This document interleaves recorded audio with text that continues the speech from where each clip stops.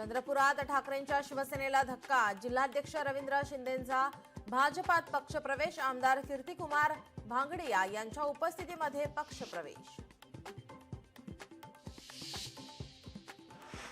परभणीत माजी आमदार बाबाजानी दुर्राणी यांच्या वाढदिवसानिमित्त शालेय साहित्याचे वाटप। यावेळी सर्व नागरिकांनी दिल्या त्यांना शुभेच्छा।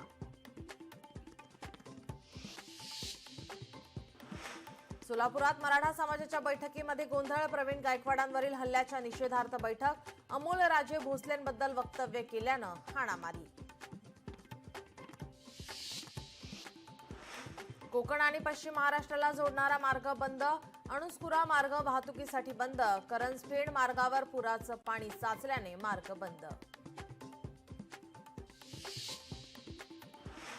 जालना जिल्ह्यातील मुलींची सुरक्षा वाऱ्यावर। जिल्ह्यात शासकीय आणि खासगी अशा 2444 शाळांपैकी केवळ 747 शाळांमध्ये सीसीटीव्ही कॅमेरा नसल्याची माहिती।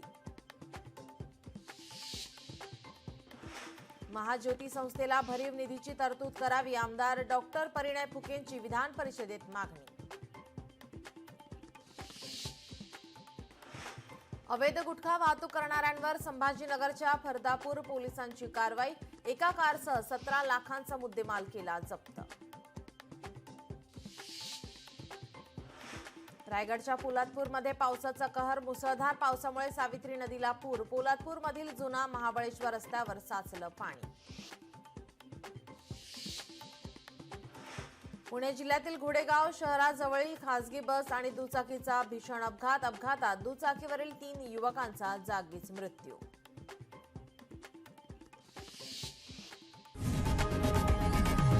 लोकशाही मराठी ऐका, पहा, जागरूक रहा।